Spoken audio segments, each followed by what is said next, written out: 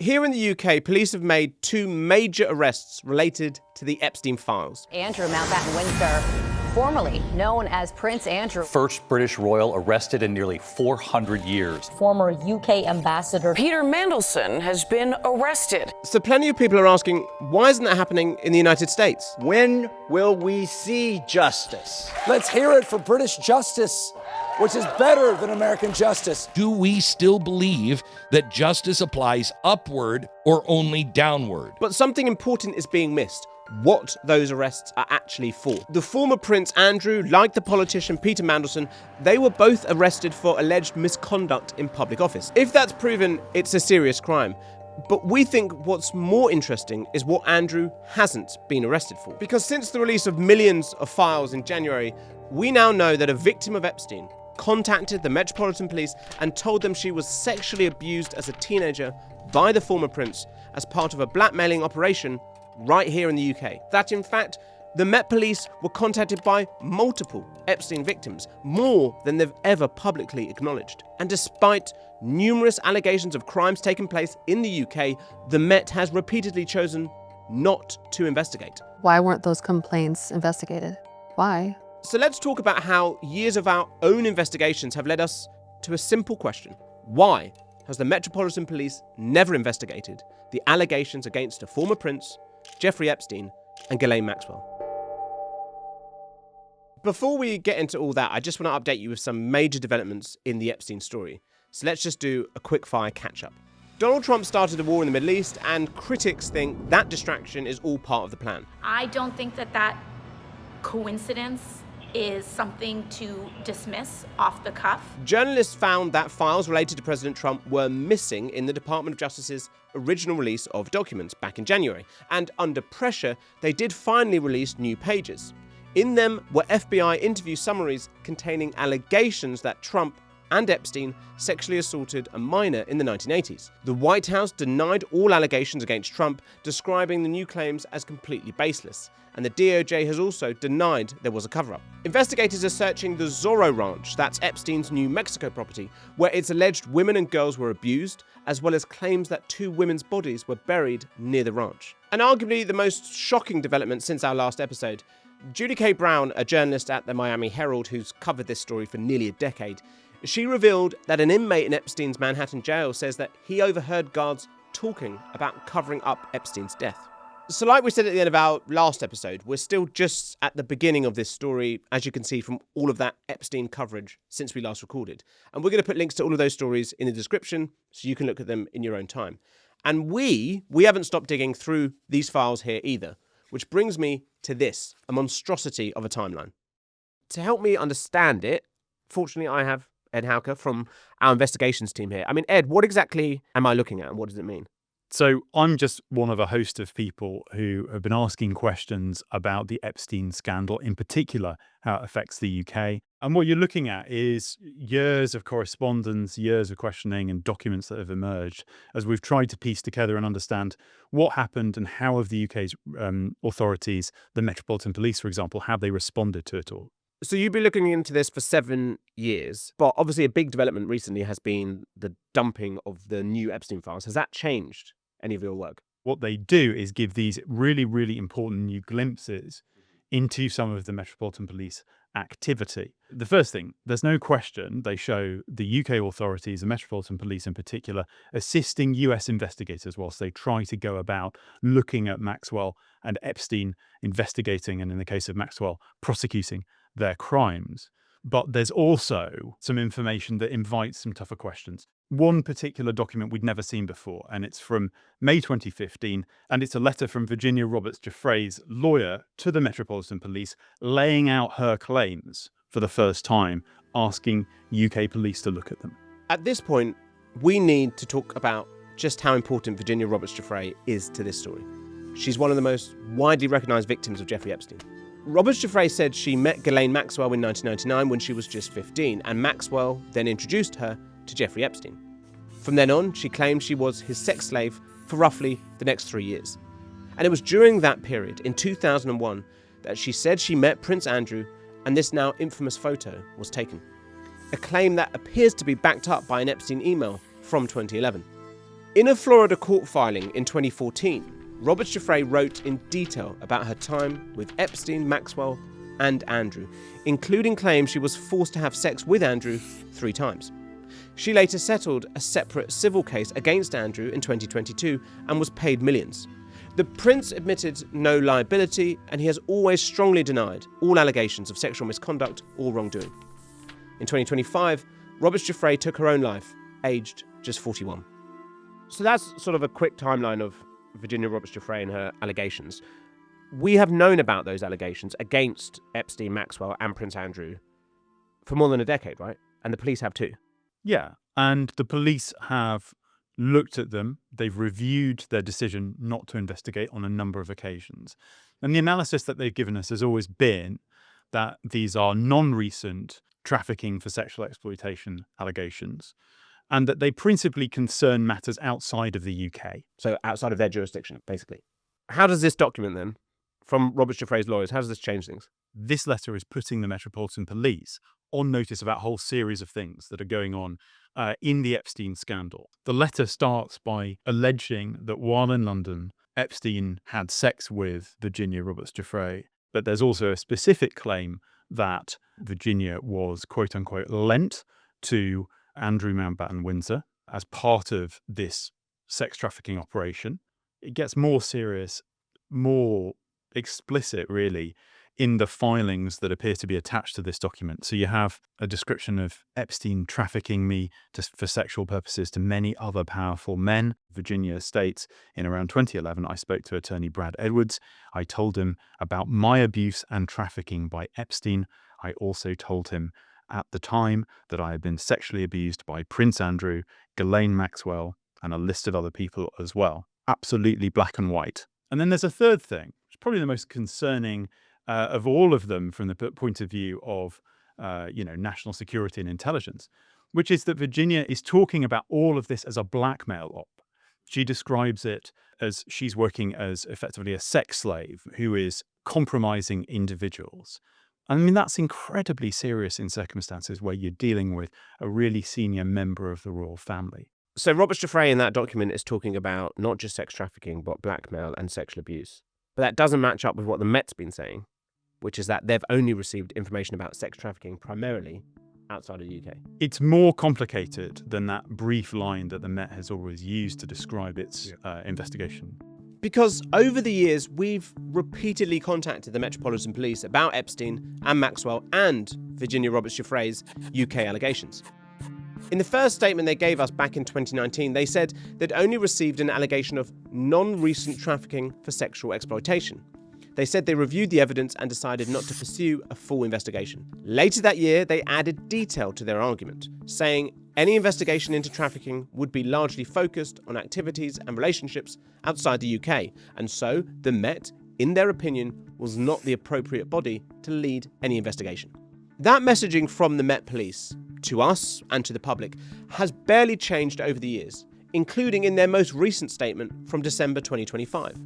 In it, they still only refer to sex trafficking primarily outside the UK, say that they've repeatedly reviewed the evidence and see no reason for an investigation.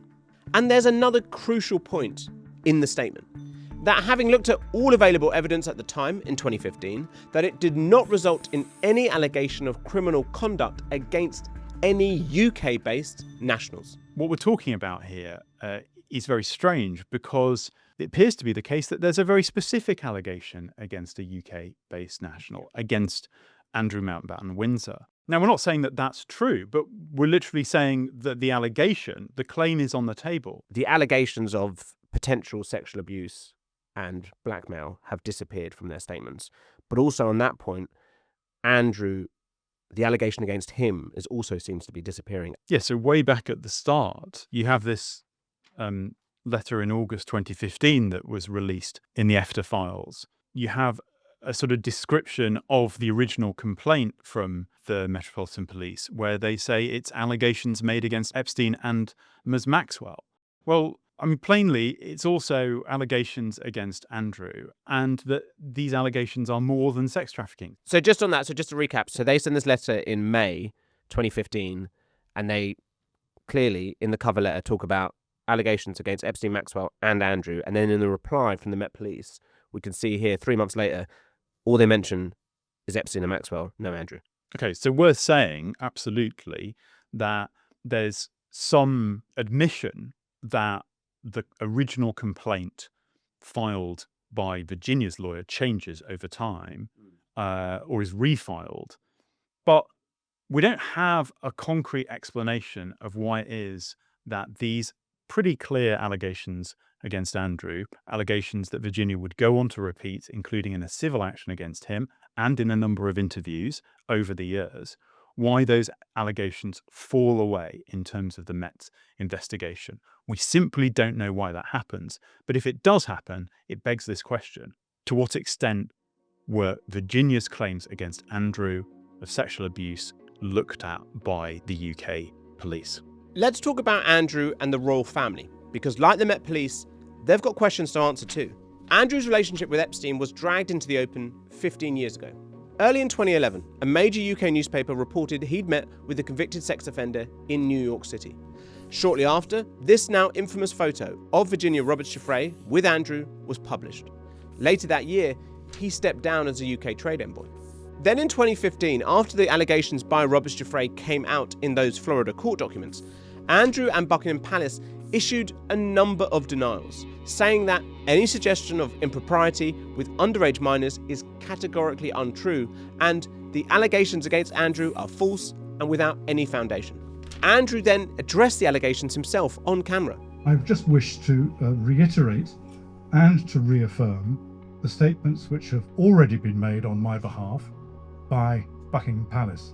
Then in 2019, with Epstein back in the news following his arrest and his death, the palace issued this strongly worded statement, describing the mere suggestion that Andrew would be involved in exploitation as abhorrent. So up until 2019, we just get categorical denials consistently from Buckingham Palace.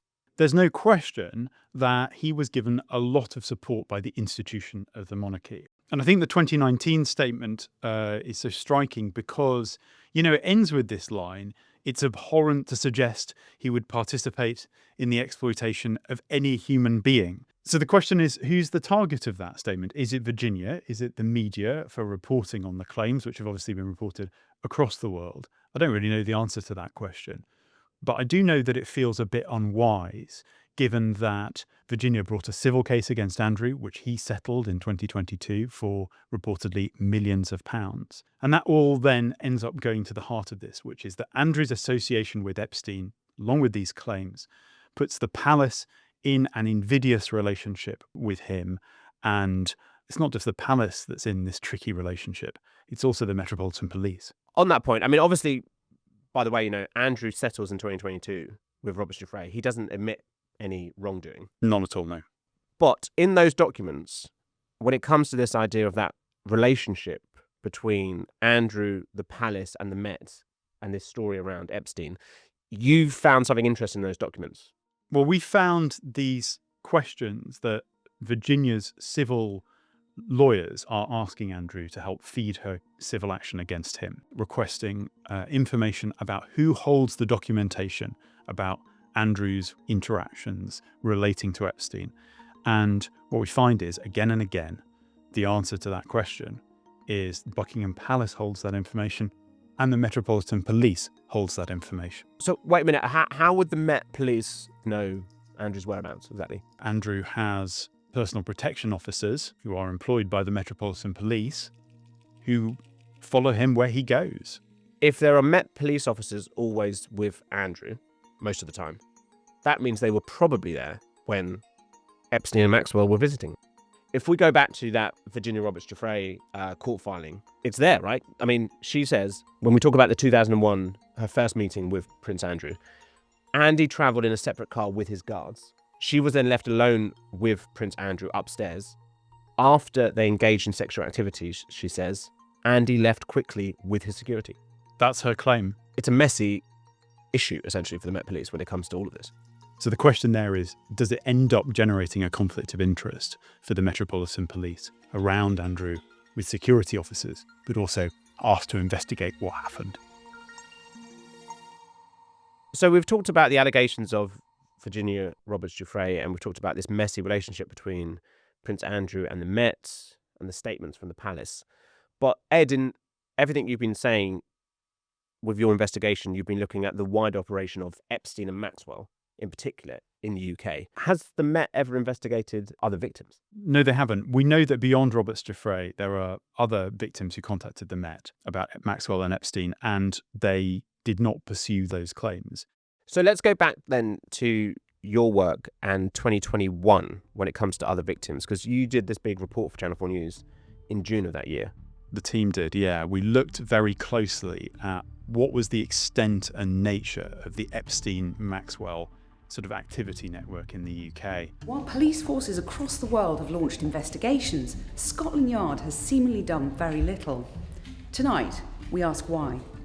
Our report laid out claims of grooming, trafficking, and abuse of multiple young women in the UK, as well as details about the properties used by Epstein and Maxwell, along with dozens of flights they took in and out of the country on the so-called Lolita Express. So after that report, the Met reviewed their decision to not investigate this stuff back in 2015, 2016. And then off the back of that report, they told us that a second victim had come forward. They said at the time that there was no other allegations of crime that had been put to them. Then in November 2021, they kind of said, actually, well, we were wrong. Sorry about that. There was a third victim, 3 separate complaints. Virginia, who obviously did want the matter pursued, and 2 others that didn't. And at the end of the day, no investigation. But we're now here in 2026 with the release of the Epstein Files. Does that change anything when it comes to this? Well, there's 2 additional references to complaints in these files. Now, we haven't got the totality of the complaints. We don't precisely know what happened. But there are these references in 2020 to these additional interactions with victims that the Met have. Again, it begs that question, which is why weren't they acknowledged? I mean, there might be a really good reason, but it's not a thoroughgoing account that we have of what happened here. So I guess when the Met issues you that sort of mini apology saying, sorry, we actually meant 3 people have come to us, they probably should have said, well, 5. Well, we've put the question to them because on FourSight, the math doesn't work. So I guess what you're saying here, Ed, is that more than a decade since Virginia Roberts Giuffre's complaint to the Met Police, and after 7 years of your investigation work, it's baffling, really, that the Met Police has decided time and time again to never investigate Jeffrey Epstein, Ghislaine Maxwell, Prince Andrew. Let me just start by saying we don't know the totality of what the Met has looked at, in what way, who it spoke to, what evidence it gathered, how serious it is. And they don't give a running commentary, nor should they. But it is peculiar that there hasn't been an investigation, and it has led people to make really specific criticisms of the Metropolitan Police because it didn't appear to investigate all of these allegations of crime at a really early point. The punchiest of all of those claims is in 2019 when Virginia sends a tweet talking about corruption at the highest levels of government because there hasn't been a satisfactory investigation as far as she's concerned. And it's really, really sad. She ends up feeling like she's been in some way betrayed by them. And given how serious it is, given how high level it is, that is all a risk to people's faith and confidence in policing. Which I think is a really important point because, you know, she is no longer here. And when you talk about her feeling let down, that is the crux of so much of the Epstein Files in this story. It's not just your investigation team or me sitting here saying, look at all these holes, because it's not about us. It's about the victims at the heart of this who feel like nothing has been done. Lisa Phillips is one of the Epstein survivors. We asked her how she thought that the Met's handling of the Andrew allegations had affected Virginia Roberts Giuffre. I think it destroyed her. It took a lot of courage for her to speak out about these people. And she was just like vilified, you know, and nobody believed her. And I mean, look where it led for her life. But she fought really, really hard. She did. And basically that's one reason why I want answers and I want to see this through, was for her. There is conspiracy around this story. Sure. And there is a need for transparency to ensure there is no conspiracy and there is some sort of justice and there is an idea of what exactly has gone on here. Yeah. I mean, like, there's a lot of cops who are trying to do a really, really good job. Yeah. That hasn't resulted in an investigation into Epstein. When it comes to them doing a good job, of course we know that Ghislaine Maxwell is behind bars in America. So there has been a good job there in terms of prosecuting her. And there has been a change here when it comes to the fact that Andrew was arrested by Thames Valley Police. Thames Valley's operation takes in a set of different allegations that relate to Andrew. It doesn't really change those questions that we have now about why those original allegations were not investigated in 2015 and onwards. And because he's been arrested by a different police force, and it's not what we've been discussing. Yeah. If there is no justice for Virginia's claims, the question you're left with is, are we happy about the decisions that were made along the way that meant that those claims were not investigated? We asked Buckingham Palace if it retracted its earlier statements concerning Andrew. It pointed us to the recent statement made by King Charles concerning his brother, saying that the law must take its course. Andrew did not respond to our request for comment, but has historically always denied any wrongdoing.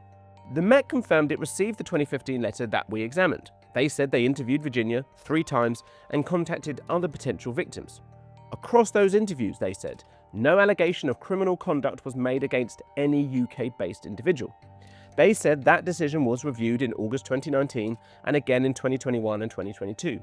In each instance, the position remained unchanged, and Ms. Roberts Giuffre and her legal representative were informed. And since then, they have not received any additional evidence that would support reopening the investigation.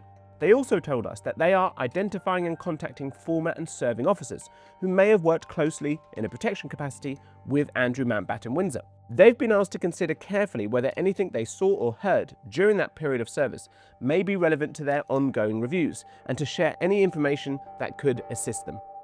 We've added the Met statement to our timeline and wanted to point out a couple of things. Virginia Roberts Giuffre's original allegation of sexual abuse by Andrew Mountbatten Windsor wasn't specifically disputed. And the Met Police appear to have updated their position too, now saying that no allegation of criminal conduct was made against any UK-based individual during their interviews with Virginia. So my final question to you, Ed, is that with all the allegations exposed in the Epstein Files, with this huge global pressure, do you think the Met Police will finally investigate? A whole set of professional people who work across the UK state who are trying to do good jobs in good faith and get justice for people. That job has been unquestionably made incredibly difficult by the fact that you have somebody at the very top of the UK state embroiled in this network. So essentially the story is not over? It can't be over until there's a clear explanation about how the decisions were made to not investigate. And while there are rafts of Epstein network victims still asking for justice, it's not over.